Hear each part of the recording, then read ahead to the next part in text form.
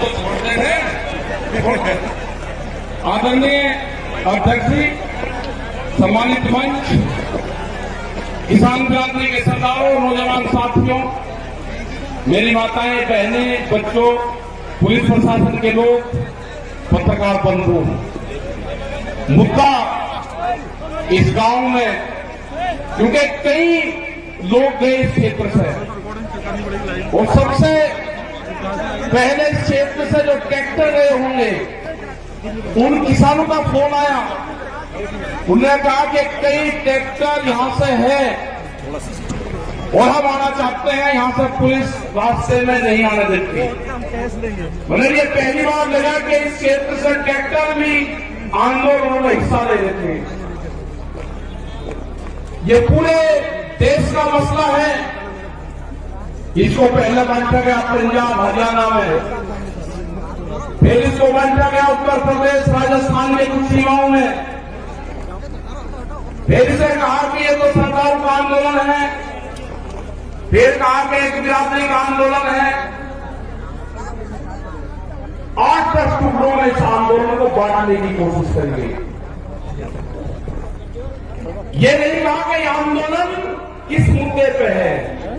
सरकार से 12 बार बातचीत हुई, 12 दौर की वार्ता। हमने कहा कि जो 3 काले कानून हैं इनको वापसी ले लो। किसानों से आपने नहीं पूछा। गोदाम, बड़े बड़े गोदाम पहले बन गए और कानून बाद में बने हैं देश में, इसलिए व्यापारियों के कहने से उनके हितों का साधने के लिए कानून बने हैं।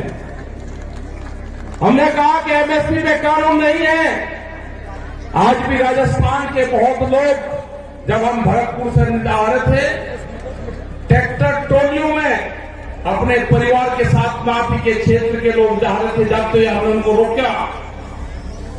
उन्होंने कहा कि बाजरा है हमारे पास में, गेहूं है, हम इसको मंडी में बेचने जा रहे हैं। सब जाके बाजरे का एमएसपी का रेट क्या है जो भारत सरकार ने तय करा।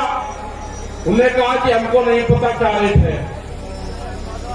मतलब आज भी देश में ये हालात है कि किसान को सरकारी रेट का नहीं पता। मंडियों में उसकी बोली लगती है।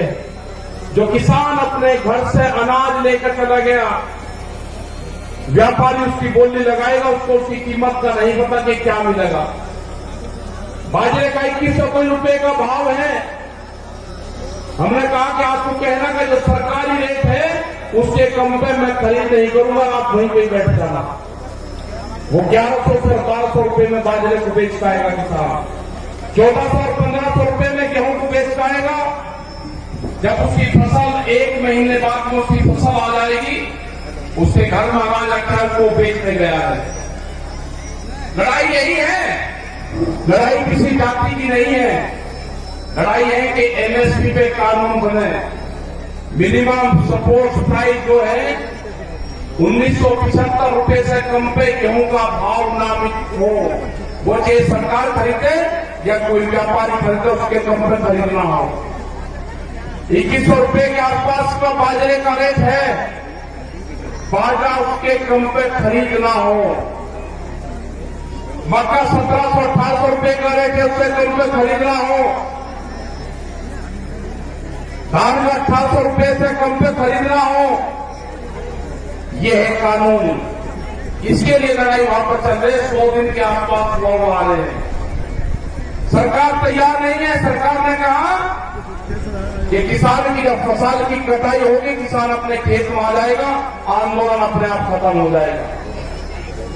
उसके एक ही जबान से किसान ने अपनी फसल उगानी शुरू कर दी। उसने कहा कि आंदोलन करेंगे हम, अगर फसल हमारे बीच में आएगी उस फसल को उजाड़ देंगे।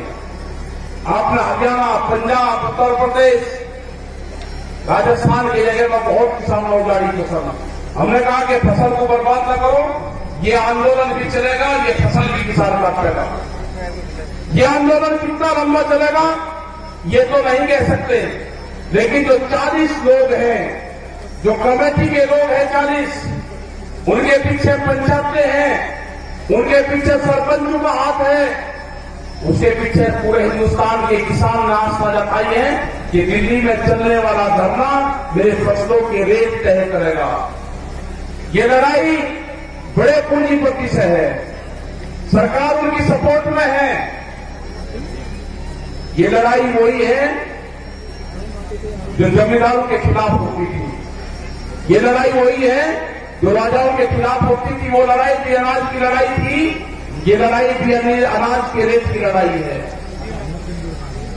मैं नौजवान साथियों को अपने, जिसने इस पूरे देश के आंदोलन की कमान नौजवानों ने संभाली है, अब की बार ये बहुत कम देखने को मिलता है कि नौजवान किसी के क्षेत्र में आंदोलन की कमान अपने हाथ में संभाली हो तो वो आंदोलन कभी फेल नहीं हो सकता। वो आंदोलन फेल नहीं होगा कभी भी, क्योंकि जिस तरह से शाहजहांपुर और पूरे दिल्ली के क्षेत्र में यहां का नौजवान निकला है, उसने जाति धर्म सब चीज को भुला के, वोट को भुला के कि कौन किस क्षेत्र का है, मेरी वहां पे आपस में क्या लड़ाई क्या तकरार है, सबको चीज को भुला के उसने दिल्ली के आंदोलन में शरीक हुआ। जिस तरह से यहां पर लोग इकट्ठा कर रहे हैं पैसा, सरकार कहती है कि धन कहां से आ रहा। इस आंदोलन को गांव का किसान चलाता है, इस आंदोलन को हल चलाने वाला किसान चलाएगा, इस आंदोलन को क्रांति से काम करने वाली हमारी महिलाएं चलाएगी, इस आंदोलन को हाजी और पाजी चलाएगा। यह आंदोलन क्रांति का आंदोलन है, यह आंदोलन फेल नहीं होगा। एग्रीकल्चर जो कृषि में काम आने औजार वाले जो है, इस आंदोलन को वही लोग चलाएंगे जो अपने खेतों में हाथ से काम करते हैं। कोई नहीं गया घर से, यहां पर बैठे राजाराम जी मीर जी है, यहाँ पे युगवीर सिंह जोगिंदर जी, अमनाराम जी, जो आपके शाहजहांपुर बॉर्डर को मुख से देखते हैं। आप 200-200 किलोमीटर से यहां से जाते हो आप, और दिल्ली को होश नहीं अभी। कई लाख आदमी दिल्ली के चारों तरफ को है, और दिल्ली फिर कान खोल कर सुन ले, ये ट्रैक्टर भी वही है, ये किसान भी वही है। आप ज्यादा तानाशाही दिखाओगे, ये किसान अब की बार में ज्यादा तादाद में दिल्ली में जाएगा, ज्यादा तादाद में किसान जाएगा। यहां की फसल कट जाएगी हमारी 1 महीने में।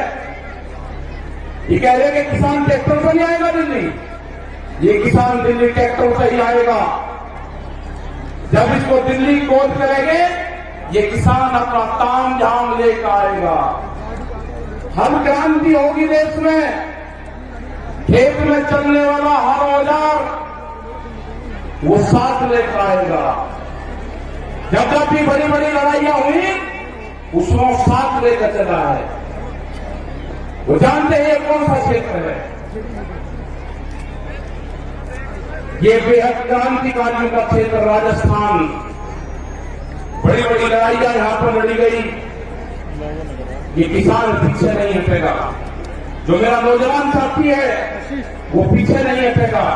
अपने खेत की मिट्टी को जब दिवाली होली अब आएगी, दुल्हनी आएगी, रंग नहीं लगाना आपकी बार। अपने गांव की खेत की मिट्टी अपने शरीर पे लगा लेना, उससे अपने शरीर को टच करवा लेना अपने खेत की मिट्टी से। जब आप दिल्ली लड़ने जाओगे अब की बार, अपने खेत की मिट्टी अपने साथ लेके जाना। हो सकता है कि वहां से आपका गांव आपके याद आए। जब मिट्टी आपके साथ में रहेगी तो गांव याद नहीं आएगा आपके। अपने खेत की मिट्टी अपने पूजा स्थान में रखो। अगर ये आंदोलन में किसान फेल हुआ तो 20 साल में आपकी जमीनें नहीं बचेगी, इतना कर्जा किसानों के ऊपर आ जाएगा। सब लुटेरे आगे हैं, इन लुटेरों का मुकाबला होगा जेरी और सांगों से, जो खेत में भूख हटाने के काम आते हैं। ये लुटेरे हैं, देश को लूटने आए हैं, इनका मुकाबला होगा, इनसे लड़ना पड़ेगा। पूरा दिल्ली को चारों तरफ से किसानों ने घेर रखा है। लड़ाई कितनी लंबी चलेगी ये तो नहीं कह सकते, लेकिन लड़ाई चलेगी, किसान जीतेगा। किसान हार कर दिल्ली से नहीं आएगा वापसी। सरकार कान खोल कर सुनना, दिल्ली की सरकार न किसान महकाम आएगा, न किसान वापसी आएगा। जब तक एमएसपी में कानून नहीं बनेगा, 3 भी वापसी नहीं होंगे, और भी बहुत से भी लेकर आ रहे हैं। जब तक किसान वापसी नहीं होगा, जो मेरे बुजुर्गवार हैं, उनका जिस तरह से साथ मिल रहा है आंदोलन में, उन्हें जिस तरह से नौजवान साथियों कहा कि आप चलो आंदोलनों में, हमारा अध्यक्ष यहां पर बैठते हैं, 90 साल से ज्यादा उम्र इनकी है, कह रहे कि आंदोलन लड़ाई लड़ो, आंदोलन करो, दिल्ली चलो। तो यही सारे नौजवानों का, सारे युवाओं का, सारी महिलाओं का यही कहना है कि दिल्ली से वापसी नहीं आना। ये लड़ाई किसी जाति बिरादरी की नहीं है, ये लड़ाई किसान के अस्तित्व की है। इस लड़ाई को हमको लड़ना पड़ेगा, बहुत मजबूती के साथ लड़ना पड़ेगा। जाति, धर्म, गौ, खास ये सब छोड़कर ये लड़ाई किसान और मजदूर की लड़ाई है। गरीब का अनाज तिजोरी में बंद ना हो, देश में भूख पे व्यापार ना हो, बड़े बड़े गोदाम बनेंगे, बड़े बड़े ताले लगेंगे, गरीब आदमी को रोटी नसीब नहीं होगी, कीमतें अनाज की उतनी बढ़ेगी। ये लड़ाई है रोटी तिजोरी में बंद ना हो, ये लड़ाई है व्यापारी के चुंगल में अनाज न जाए, ये लड़ाई है किसान को फसलों के दाम मिले। ये लड़ाई जारी रहेगी, आंदोलन हमारे जारी रहेंगे और हम पूरे देश भर में जाएंगे। पूरे देश भर में 24 मार्च तक के प्रोग्राम हमारे लगे हुए हैं अभी। उसके बाद आगे के प्रोग्राम लगेंगे, कह रहे वेस्ट बंगाल में चैलेंजर जाएंगे, आसाम में जाएंगे, वेस्ट बंगाल में जाएंगे, कर्नाटक और तमिलनाडु और महाराष्ट्र में भी जाएंगे। पूरे देश में किसान जाएगा, 40 लोगों की जत्थेबंदी है वो जाएगी। और जब तक भारत सरकार कानूनों को वापसी नहीं लेगी, जब तक एमएसपी पे मिनिमम सपोर्ट प्राइस पे कानून नहीं बनेगा, ये किसान दिल्ली को नहीं छोड़ेंगे। आपने इतनी बड़ी संख्या में यहाँ पे आए, आपका बहुत बहुत धन्यवाद।